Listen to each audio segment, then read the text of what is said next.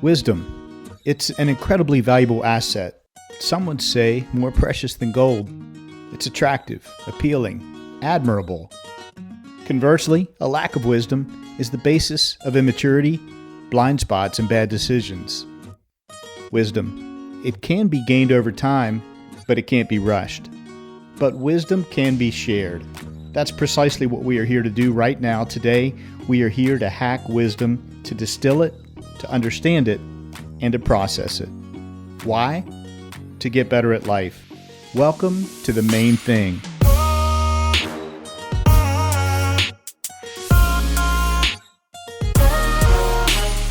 This is your new 9-minute podcast. I'm your host, Skip Lineberg, and I've set out to interview the wisest people I know. We'll see what we can learn from each one when they're faced with an incredibly difficult, soul-piercing question. Do you believe in collaboration? Are you a collaborative person? Lots of folks give it lots of lip service, but do you really believe in it? And do you live it? Today's episode is a collaboration. Welcome to the Main Thing Podcast. I'm your host, Skip Lineberg, coming to you today from Parkwood Studios. Before we go any further into today's episode and our special guest, I want to encourage you to explore the whole suite of our wisdom offerings, including our twice-a-month newsletter. All of it can be found over at our new website, themainthingpodcast.com. About a year and a half ago, I was blessed to get connected with Clay Davis. A mutual friend made the introduction. I quickly discovered that we had much in common. We're both podcasters and authors, and we're both focused on helping people grow. So I listened to his podcast. It was fabulous. Clay Davis is a father of 3, a husband of 1, a podcast host, author of a global newsletter, technology executive, career coach, mentor, and a mentee. He's a golfer, pickleballer, basketballer, and flag footballer. Residing in Raleigh, North Carolina, Clay's purpose is to be there for and with others. Buckle up and get ready. Over the next 9 minutes, you will discover why Clay Davis is one of the wisest people I know. Clay Davis, welcome to the Main Thing Podcast. Great to be with you today. Skip, thanks so much for having me. I'm so looking forward to this conversation. Yeah. Hey, you and your family are just back from the beach, right? Recently? Yes, we are. We are lucky that we get to spend some time down there. Our family's had a place down on the coast of North Carolina for the last 2 decades. And so I've spent a lot of my summers there. And now it's cool to see my kids start to spend some of their summers there. That's awesome. We are heading down to Hilton Head Island in about 3 weeks. So looking forward to that. And that family time that you touched on, it's priceless, you know? Yeah. Clay, I want to pull out from your podcast title, Build with Clay, which is a great play on words and a great metaphor. But the word build, tell us about the significance, why you chose that word as part of your title. Well, this goes back to one of my mentors, Chad Olds, who was my first manager at IBM, first sales manager at IBM. And he and I have remained really good friends to this day. And I told him that I wanted to try to put myself out there and give back and all the things that we just talked about. Mm-hmm. And he came up with Build with Clay. I was trying to come up with some branding, some hashtag on LinkedIn, and he came up with it. Was him. I was standing in a Lowe's parking lot on a Saturday morning, talking to him on the phone, and it just kind of came to him, and I said, "Wow, that's really good." And many reasons why I like it. Love the pun nature. I'm a dad, so obviously got to have the dad jokes. But the build piece is important to me because it just signifies that we're all works in progress. We all, I'm a firm believer, we all have this ability to learn, to grow, and to use the pun to build, to renovate ourselves. Like in whatever room, whatever, part of the Clay house or the Skip house, right? The kitchen, the bathroom, the whatever. Like we have an ability to build and renovate ourselves constantly. And it requires a growth mindset. And I think it requires the ability to understand why, understand your purpose, understand what is the reason that you're here. And so I think that build has a lot of significance. That brings it all together. I love it. Clay, let's explain how we are connected. Let's kind of hit this ball back and forth like a pickleball court. you can serve. Yeah. So I mentioned Chad Olds earlier. On that same team, so he was my first manager at IBM. On that same team was Mark Bidgood. And Mark was assigned when I came into IBM. It was, hey, you need to have a mentor, right? You're young. Okay. Anyone coming into the company is assigned a mentor. Well, I was lucky to be assigned Mark Bidgood. So Mark and I have known each other for over a decade now. And, I went on sales calls with him and went to different clients and, got to see him in his element, and he helped me so much early in my career, and we've remained close to this day. So when I started putting myself out there a little bit with this podcast and newsletter, he said, "Oh my gosh, you have to see what Skip's doing, right? With his podcast and his newsletter." And so Mark tied me to you, and so I've been listening to your podcast and reading the newsletters for a couple of years now, and that's all thanks to Bid. Yeah, Mark Bidgood. Thank you so much. Mark is my fraternity brother from West Virginia University, Phi Sigma Kappa, Go Phi Sig. Clay Davis, what's the main thing you've learned in your lifetime so far? Skip, the main thing I've learned in my lifetime so far is to not be in a hurry. Oh, not be in a hurry. That is super important wisdom. Clay, would you tell us more about it? Unpack that gift of wisdom for us. Yeah, happy to. So we are in a hurry to grow up. We're in a hurry to get out the door. We're in a hurry to do more things. We're in a hurry to get more money. We're in a hurry to get more clothes and cars and possessions. And the problem with being in a hurry, and I'm going to reference a book. It's The Ruthless Elimination of Hurry by John Mark Comer. And this is where a lot of this crystallized. Okay. Is there are 3 emotions that us human beings all want to have. I'm going to put you on the spot, Skip. Can you think of what those 3 emotions are?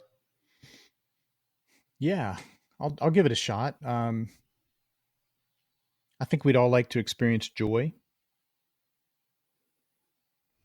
I think we'd all like to experience love. And I think we would all like to experience connectedness. You're 2 for 3. Okay. And there's probably a little bit of connectedness with the third one. So spot on. Love, joy, and the third one is peace. And peace can mean connectedness with yourself, with others. I mean, so you're on the right track. Pretty good for being put on the spot there, Skip.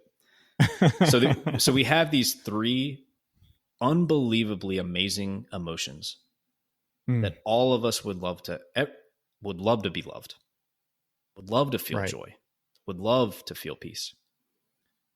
Those 3 are completely incompatible with being in a hurry. You cannot be in a hurry and find joy. You cannot be in a hurry and find peace. And you cannot be in a hurry and find love. When did this wisdom light up for you? This was about 6 years ago. My oldest son, my only son at the time. Okay. He and I, it was Saturday morning, 9 a.m., just sitting in the living room, playing, hanging out. And by habit, I grabbed my phone and I clicked the email icon on my phone on Saturday morning at 9 a.m. Habit. Out of habit. And I just start scrolling through work emails. Okay. Skip, there is nothing important that has happened between 6 p.m. on Friday night and 9 a.m. on Saturday morning. So true. But I'm scrolling through. It's just something I've done for, whatever, the last 6-7 years. And I don't respond to anything. I'm just clicking, looking, scrolling, clicking, looking. And I look up. My son's not there anymore. Oh. He's gone into the other room. And I sat there. I was like, Clay, what in the world are you doing? It was just this like aha moment. Like, what? Why are you looking at your email? There is no reason to do this. Right. So I'll fast forward a long story in that I spent the rest of the weekend. I didn't tell anyone, including my wife. I told myself I'm not going to look at. I deleted the email app off my phone, and I was going to reinstall it on Monday. Oh wow! And I had the shakes, I had the jitters. I've tried to click it 50 different times over the next 48 hours. But when I came back to work on Monday, right, I felt energized. I had ideas out the wazoo. I mean, I felt great. And I looked at my email, and sure, I had a decent amount of emails. None of them needed to be looked at or responded to. None of them, not a single one. And nothing was on fire. Exactly. So I tried it again the next weekend, and then I talked to my team about it and encouraged my team to do the same thing. And since that time, I have not looked at my email on my phone on a weekend for the last 6 years. And that goes for work and personal. The only time that I ever look at it is if someone has reached out to me and said, hey, I've sent you something. It's important for this reason, or can you look at it? Then I'll go on and take a look. It has completely changed how I view like all of that. And the reason I come into play with hurry is because I was always in a hurry to get more done, to get more emails out, and this is just one microcosm, one little thing, but the difference it's made is unbelievable. I am a better worker. I am a more efficient worker, better asset for my company when I don't look at my email on my phone on the weekend. And that seemed extremely unintuitive until I actually did it. Wow. Well, tipping my cap literally to you. That's a wonderful new habit. The challenge is that you get caught up, you get in a hurry, and you start ignoring the stuff that actually matters.